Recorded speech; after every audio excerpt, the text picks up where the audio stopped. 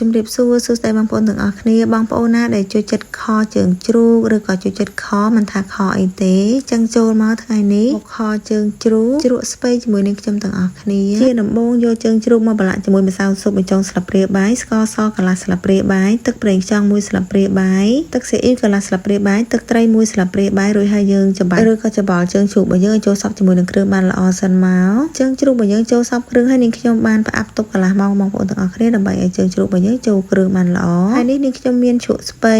យកពេលហ្នឹងយើងមកបុកខ្ទឹមអញ្ចឹងមានខ្ទឹមមានខ្ញីមានម្រេចបុកឲ្យម៉ត់មករួចហើយដាក់ឆ្នាំងក្តៅដាក់ស្ករក្រហម1ស្លាបព្រាចូលកូរស្ករក្រហមឲ្យឡើងឈ្ងុយសិនមកស្ករក្រហមឡើងឈ្ងុយហើយនាងខ្ញុំបានដាក់គ្រឿងដែលបានបុកអំបញ្ញមិញចូលកូររំលីងគ្រឿងរបស់យើងឡើងឈ្ងុយសិនមកគ្រឿងរបស់យើងឡើងឈ្ងុយហើយនាងខ្ញុំបានដាក់ទឹកត្រីចំនួន1ស្លាបព្រាបាយចូលបន្ទាប់មកនាងខ្ញុំបានដាក់ជើងជ្រូកចូលដាក់ជើងជ្រូកចូលហើយនាងខ្ញុំបានកូរជើងជ្រូកឲ្យចូលសព្វជាមួយនឹងគ្រឿងឲ្យឡើងក្រហមសិនមកឥឡូវនេះនាងខ្ញុំគ្របទុកដើម្បីជើងជ្រូករបស់យើងរីងទឹកសិនបើកមកវិញឃើញថាជើងជ្រូករបស់យើងរីងទឹកហើយនាងខ្ញុំបានកូរបន្តិចទៀតដើម្បីឲ្យឡើងកាន់តែឈ្ងុយបងប្អូនទាំងអស់គ្នាគឺថាឈ្ងុយពេញផ្ទះតែម្ដងទ្រាំអត់ចង់បានទេឥឡូវឃើញថាជើងជ្រូករបស់យើងឡើងស្ងួតល្អហើយនាងខ្ញុំបានដាក់ជ្រក់ស្ពៃចូលបន្ទាប់មកនាងខ្ញុំកូរជ្រក់ស្ពៃឲ្យចូលសព្វជាមួយនឹងជើងជ្រូកហើយគ្រឿងរបស់យើងបានល្អសិនមកឃើញថាចូលសព្វគ្រឿងហើយនាងខ្ញុំបានគ្របទុកសិនដើម្បីឲ្យស្ងួតហើយឡើងឈ្ងុយបងប្អូនទាំងអស់គ្នាព្រោះថានៅពេលដែលយើងគ្របគឺមានទឹកចឹងទឹកហ្នឹងគឺចេញពីជ្រក់ស្ពៃឥឡូវនេះនាងខ្ញុំកូរបន្តិចទៀតដើម្បី